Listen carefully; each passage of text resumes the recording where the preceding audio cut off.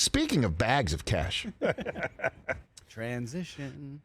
Major League Baseball owners, you're owner of your New York Metropolitans. I mean, however many years you, if you will, suffered a lot watching the Doubleday family and the Wilpons not spend as much on their team as the team across town. They made me hate baseball for many years. For many reasons. Okay. They weren't made of money, and then they made off. Yeah, but don't. And then all of that happening. Way to turn a phrase. You've got now a guy for whom he does not care. I mean, the money spigot is on.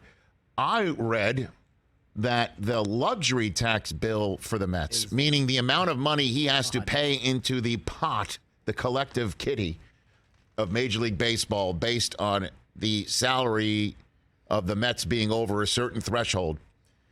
The luxury tax bill is apparently larger than the entire payrolls of a third of Major League Baseball.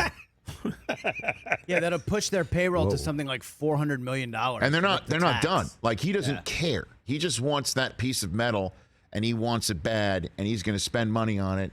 And we're going to sit back, and we're going to watch the trumpets, and we're going to watch, Cocoon, right, at the top of their rotation. And, they're approaching a Brimley age in Cocoon. Oh, the Brimley line? They're close to the Brimley line? They're getting close. Brimley age. Reigning Cy Young. We're going to watch it. Brimley age. We're going to watch it. Reigning Cy We're going to Young watch it. Kate Upton's going to give the middle finger to all the Phillies fans. Yeah, it's going to be great. Me and Kate on the same team. Lindor and the Panda and players from Japan that Mets fans have never heard of, but they're all high-fiving about right now because they got him and nobody else did. Well, yeah, it's the same thing when Ohtani came. No one heard about him, and he turned out all right. And interesting, you mentioned his name. Put a pin in that for a second. Put a pin in that. Put a pin in that. There's a pin. Carlos Correa and the San Francisco Giants struck a deal. 13 years, $350 million. In other words, I guess the contract that they were going to give to Judge, although 13 years probably wasn't it, but the amount of money they were going to give to Judge, they just gave to Carlos Correa over 13 years. And they could sit here and say, okay, well, we were going to go with Judge, who's a kind of a positional player, a corner outfielder, and pay him all that money over a span of 9 or 10. We just gave $10 million less over 3 more years. That's kind of less money per annual we were going to give to Judge for a guy who plays shortstop until, I guess, he grows old and gray. And I mean, was Ripken the last 40-year-old shortstop we've seen in Major League Baseball? Even then, he moved to third. Even then, he moved out of short. I don't know what the hell's going on. I don't know, but basically, if you are in your mid-20s and you are raking in your first 4 or 5 years, the new industry standard is sign until you're old and gray and make an absolute mint $40 million a year average, $40 million a year's average, and that's it. And just stay where you are. And then hope that take care of your body. And then if you're the team that signs the player, you just got to hope that ages 36 to 40 doesn't destroy the team. That they can somehow keep raking in ages 36 to 40 in a way that we haven't seen anybody else do. Ever. I mean, Pujols found a nice little just a shortstop burst at the end. A shortstop that can rake like that at that age has never existed, ever. Just hope that Major League Baseball legalizes PEDs so then you can earn your money and still have a great career in your late 30s. Because this is what we're talking about. But they're going to earn their money. It doesn't matter if they have a great career in their late 30s. It doesn't matter. It doesn't matter. Why are teams doing this? I don't have an answer other than the fact that it's cost certainty, that the market's only going to go up from here in the same way that Mahomes got a $500 million contract a few years ago. You're just locking in a number because you're assuming that in 5 years the number's going to be 50%, 75% more? Well, in terms of answering that question, I will answer it with this take. The person who is sitting around right now thinking, jackpot, sitting around thinking, this is the greatest development ever in the year before I might be able to walk is Shohei Ohtani. Oh. If Carlos Correa, who plays one position, if Trey Turner, who plays multiple positions at the moment, Judge can play 2 different outfield spots. If these guys are making this much coin for that long, what is Ohtani going to command when he could do? When it's got to, it's got to $1 billion.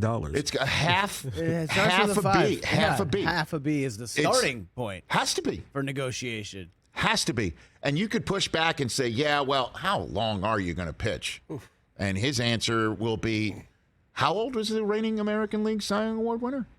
40. Okay. 40? Wow, yeah. 40. Pushing that? 40. Okay, how old is that guy? He just won the Cy Young. How old is that guy? Okay, you don't think I can pitch that long? I'll move on. I'll go somewhere else. I got to play season. He rakes, he flamethrows. Yeah. And by the way, 39, I'm sorry. He runs like the wind. And he's 6'4". Yeah. He's surprisingly huge. He's huge. I mean, you want to talk about 5 tools. That's I think, undervaluing the number of tools he has because he's an international sports star. That's a tool. That you can use. Oh, remember when Hideki Matsuyama won the Masters and he was like, oh, this is going to make him basically a billionaire worldwide. Yeah, how that's a good you brought that up. How did that turn out? I'm being serious about it. I haven't heard about that guy since then. Famous golfer in Asia. I saw that contract, the Turner contract, the Judge contract, the Bogarts contract. You see all of these contracts for guys who do only one thing, and the one thing that they do, honestly, who's the outlier? Who rakes ages 37, 8, 9, and 40 to the point where it's indecipherable from their ages 25, 6, 7, 8, 9? Who's the Brady in baseball, right? I don't know. Who is that guy? Does one exist? Has one existed? Yeah, his name's Justin Verlander. I'm talking about hitting. Oh, hitting. Is what I'm talking about. Because the guys who are hitting are the ones getting these contracts. You know, Verlander's like, okay, you're pushing 40. I'll give you 2. I'll give you 40 mil per for 2. And he's like, sold. I'll move to New York. Sign me up. Kate and I can go to, Balthazar for dinner. We'll do it. Just do it out there. David Ortiz had a great 2016 year, which was his last year at age 40. He led the league in doubles at 48, and he had 38 home runs. Okay. Whew. That's the last person that I can really remember. And so Ohtani's going to be sitting here. And, I mean, can the Angels, call up their neighbors and say, can we give them, California Adventure? Like a piece of that? Can we get that super exclusive cut the line pass at Disneyland? Yeah. They may have to give him Newport Beach. The Silver Pass, or whatever they call it. Give him the whole, honestly. Give him Dana Point. Honestly. I mean, you can name it right after him. It's just not even, I can't even fathom what the number's going to be. If you're Ohtani, you could do both. You can do what Verlander does, and you could do what Correa does. You could do what Judge does. The night I took the kids to see Judge and the Yankees in Anaheim, he had his 50th. Ohtani won the game earlier with his own home run. Yep. I mean, so he can do it when people are watching. He can do it when people aren't watching. He could do it. I mean, it's like the Dr. Seuss. He could do it with a box. He could do it, on a train in the rain. I mean, and then he'll come the next night and he'll strike out 10. I mean, we all know how great he is.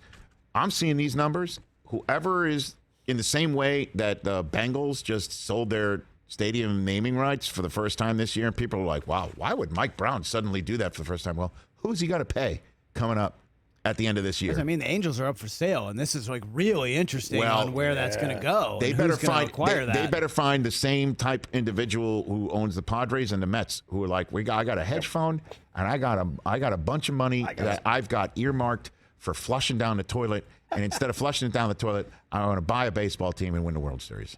That's basically who you have to find. Yep. Instead of, I don't know about that.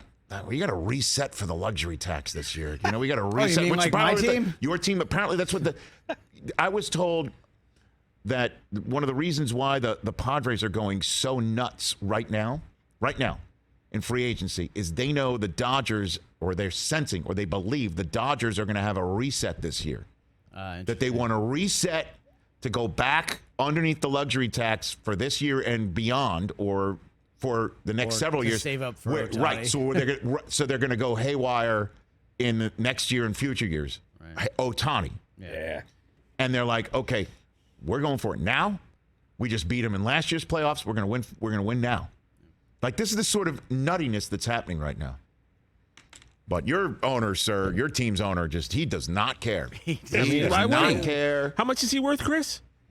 So much. I think he's worth like $16 billion. I don't know. Come on.